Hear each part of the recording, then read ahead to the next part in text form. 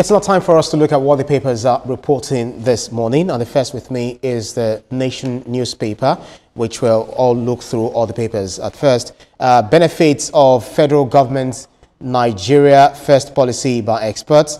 And the riders read, FEC okays new policy, we must produce what we consume, says President Tinubu. This Nigeria unites with the Nation newspaper with the headline, Nigeria First policy, federal government bans foreign goods that can be produced locally. MDA stopped from procuring foreign goods or services already available locally. FEC says measure will promote homegrown product. And then if you look at the next paper, which is Nigerian Tribune, has the same headline. FEC okays Nigeria's first economic policy to prioritize local industry. Bans unjustified imports. Executive order coming to back up initiative.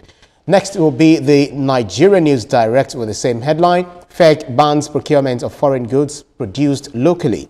Approves Nigeria First policy to prioritize local goods. Finance Ministry denies awarding 13 billion naira contract without due process. And the next is Platform Times with an exclusive report on the front page. After CBEX, another Ponzi wipes out investors' funds.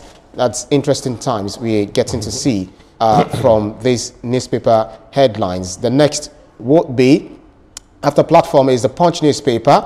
Insecurity, reps Benue governor clash as National Assembly resumes today. Lawmakers blame Alia for killings. State Assembly members meet over reps' invitation. And the Leadership newspaper is next. Killings, Defense Headquarters tackles terrorism.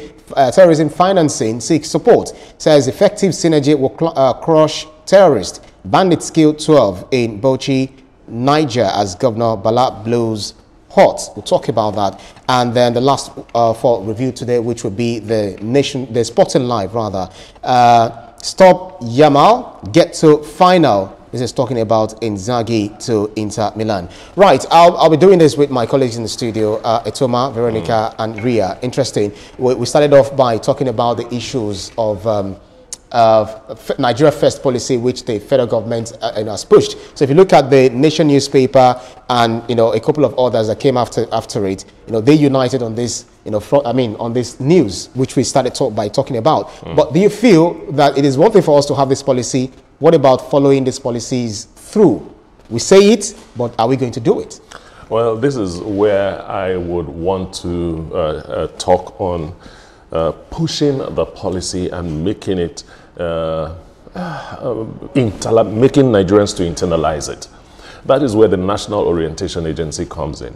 And I think that is one government MDA that has been, that has not been used well enough. I don't know if it is funding or whatever. But you have a policy like this, all of us in the table somehow, I'll agree that it's a very fantastic policy. So the next thing is for us to push it. When we push it and we put it in front of everybody's face, people will do something about it. Publicity might sound, when you say, look, it needs to have enough publicity, it might sound, it needs to have a publicity campaign that will run for like 16 months. Every day it is blaring everywhere. We're having all kinds of skits. We're having everything. Everybody has to internalize this policy that we are putting Nigeria first. Now, the effect will be everybody will remember. Number two, it will build patriotism. It will definitely build patriotism. Nigerian companies will sit up because they know that Nigerian ministries and all that will think of Nigerian companies first when they are giving out contracts. So those ones that are just lackluster right now will sit up and start doing things right. So I think the key will be in selling it. We have to use everything we can. Thank God we have social media. That's right. We have to overuse it, hit it over and over and over again until every Nigerian internalizes it. And that's the job of the Nigerian Orientation Agency. Yes. I guess they are beginning to wake up, promoting Nigerian and local content. I guess they were the one that pushed this policy to the government, which they are firmly buying. So this should create more jobs for Nigerians, do you think? I want to borrow a leaf from the past. in 2016, we had a campaign called Buy Nigeria, Grow the Naira. That's about, how many years ago? Over 10 years or about 10 years now? 10 years. Yes. How far did that go? How many jobs did that create? What were the measures put in place that did not allow that movement, you know, garner the kind of support it should have garnered? Yeah. That's my question. Have we really learned from the past? What is the environment, the business environment for these businesses that we want to buy from? How are they thriving in the environment? If you say we want their services, we want everything from them. When we look at the past, we learn how to move in the future. That's right. I think that we should learn from what happened in the past, why it failed. If we want this local content policy to thrive, what were the things that made it fail? Where were the gaps? Why was it that we were unable to create more jobs at the time? Because in less than 5 years, a lot of people were asking, where is that policy? That's right. How did it grow the Naira? What is even the value of the Naira as we speak? So the challenge is, it is not about what is written on paper. It is that we put the right measures in place to ensure that every policy we put on paper works. How many of the MDAs, those that are heads of these MDAs, believe in the Nigerian product? How many of those senators who endorse these policies believe in buying the Nigerian product? A lot of them do not use the Nigerian product. When most of them even came into office in this government, they were asked to buy from, I think, Innocent or someone. They refused. Some government did. So they refused. They refused. So many of these businesses who can offer services to government have refused, have been asking for support from government. We know young persons who have even come to speak on this set. That's right. But you see, they do not get that opportunity. I am hoping that moving forward with this policy, a lot of persons in government support these businesses to thrive, because now is the time. That's right. So, do you not think this might be another political sloganeering, because you say, let us do this, and then everybody starts, reciting it, in their head, but we don't do it. So it goes like this, and then it drops. Like a parabola. And that's, I didn't say that. And that's the sad thing about it, about implementation. And Veronica, I think that even Nigerians do not believe in Nigerian products, if I'm correct. Not all Nigerians, not trying to generalize, but some Nigerians do not even believe in Nigerian products. They believe that when you get it from, foreign place, it makes you, it gives you more steez, like they call it and all of that, which is really sad. Yes, I just came back, so, I bought this from London. I think that it even starts with us. The government has a role to play, but honestly, I'm telling you, it starts with us, the citizens. Because I know people that would want to travel and buy a bag outside rather than buy a bag that is nicely made in Nigeria. I do not just want to call a lot of brand names because they didn't give me money. I'm not trying to do adverts. But I tell you what, if we Nigerians are now saying that we want to wear Nigerian things, we want to prioritize, even before the government does what they want to do. Okay, they've promised they'll do something, but we ourselves, what are we saying? Will we go out and buy Nigerian products? Now, this is not the first time we've heard people speak about, putting Nigeria first. We've heard Aliko Dangote speak about it. We've heard, ex-president Olusegun Obasanjo, he believes in agriculture, he's spoken about it. We've even had like big musicians, Nice at some point, Nice the artist had been hammering on the fact that, buy Nigerian products. Olamide, in his music, he's spoken about it. But where did it end us? How many of them that sing this thing now? No, but they try. But for Olamide, he tries. How many of them? Some of them try. Some of them actually try. Some of them actually try. Those chains that they wear on their neck, is it from Nigeria? Well, the thing is, including and all that, Davido tries a lot. You see, Davido tries a lot in wearing Nigeria. He speaks about it. Two-Face also tries a lot in wearing Nigeria. But how many of them? I try a lot. I do so well. Don't let us go far. I'll tell you something. Most of the suits that I wear are Nigerian made. I do. Sorry. This amplifies my advocacy.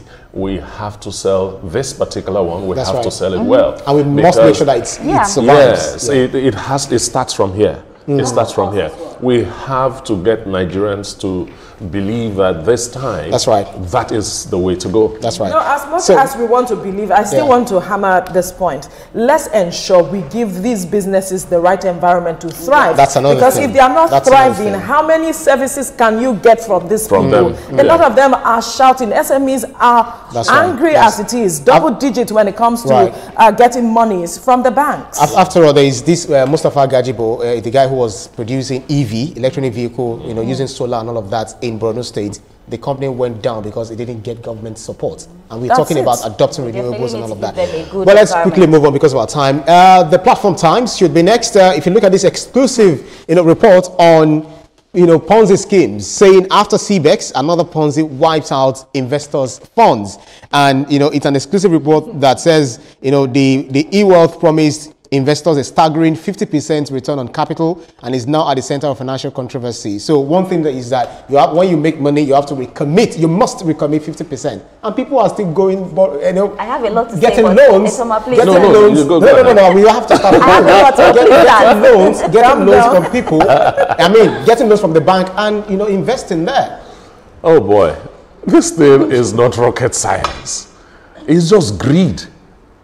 And they are not buying Nigeria. They are not. Because this is not Nigerian made. Listen, what kind of magic says put in money and you will make 150% or 100% profit just by calling 2 or 3 other people to do the same? No, it's the genie in the bottle. When you rub the bottle and then the genie comes out, you ask for your wish, you get it. Look, Ibrahim, if I realize that a lot of people are greedy in this vicinity, I'll come up with a scheme because I know it will succeed. And it will succeed big time. And when it's time for me to say, look, it's time to end this thing, I'll just pack my bags and take off. Maybe I will be in the US or any other place before they realize that this guy is gone. It's Ponzi. Do business the old-fashioned way. Know what you are buying and know the profit margin that you have placed on the stuff. That's right. Be in control of the business. So any business that doesn't give you control, don't do it. Simple. Veronica, I don't know how long it's going to take us to learn our lessons.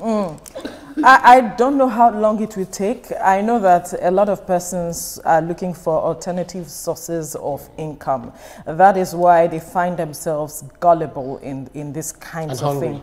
Yes, gullible and all of it. I will not necessarily say hungry because the last I'm just playing on the new the CBEX scam. A lot of persons that you and I know invested monies into these things. A lot of people lost $15,000, $20,000 and all of that. The issue is, until we realize that, yes, the business climate is changing, but you must make a research, in-depth research to know what business you are investing your resources in so that you can get returns. That's right. Businesses that tell you, oh, you cannot pull out your money until you pay 50% or whatever, that's a scam. And then for those who are carrying out the scam, just know that your judgment is coming. You can't be stealing people blind and expect that you will prosper. You've been itching to say something very quickly. They call it e-wealth. So I think that if we all want to be this gullible, then I will come up with our wealth. Because I don't understand that. I think we need to, because I feel like we need to focus attention on Etoma and Ria. No. They are now thinking of, it looks like this thing is lucrative. Let me tell you something. See, I used to feel bad for these people, but I'm sorry to say right now, I don't even feel bad for them. All I can say is shame on you. Because we've seen it happen again. Now you saw e-wealth, they say 50%, bring this person, and you thought, what do we use our heads to do? And this also says how gullible some Nigerians are. You've seen what CBEX has done, you still went to e-wealth. And let me tell you something, after this e-wealth has failed, another one will come, they'll still do it. Of course. It almost feels like a spiritual problem. This thing is world over. A lot of people fall into Ponzi scams and all of that. Let's move on to Punch newspaper. And if you look at Punch newspaper as well as Leadership newspaper, they're kind of talking about insecurity issues in the country. This, for Punch, saying reps Benue governor clash as National Assembly resumes today. And then we also have killings, defense headquarters, tackles terrorism, financing, seeks support. So the issue of insecurity is still one thing. I do not know. Would there be a day that we won't have to talk about insecurity, but talk about what we're doing about security, that we don't have to talk about it again? Well, that's a tongue-twisting question you just asked, but insecurity is something that always leaves a bitter taste in my mouth anytime I have to talk about it, because people are dying. We are calling numbers, and when I sit back to think, these numbers represent people that have been killed, futures that have been cut short for for what? Is it politics? Is it religion? Is it what? Or is it a lifestyle that we have developed? And why is it so serious? That is as if government is losing the battle against this. Yeah. It is not normal conventional warfare where the bad guys are identified, they're on that side, and the good guys are on this side. It has to do with intelligence gathering. We have to empower our intelligence gathering agencies in Nigeria. We have to boost the morale of the Nigerian army, the Nigerian police, all our security agencies. We have to focus on them, and maybe we can start saying we are beginning to win the war. Well, there is this forth and back. You are the cause, lawmakers blaming Governor Alia for killings and state assembly saying that they have to meet, this forth and back.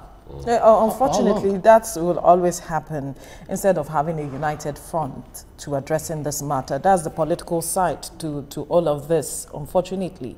I think that the governor needs to sit with the people and have a critical conversation. Let's put aside politics, let's put aside whatever differences we have and address, because people's lives are being lost in the course of this. Most people cannot go to the farms as a result of this. We do not really understand the import of what we are facing security-wise. Because if farmers cannot go to the farms, then how many products do we have there? The prices will keep increasing.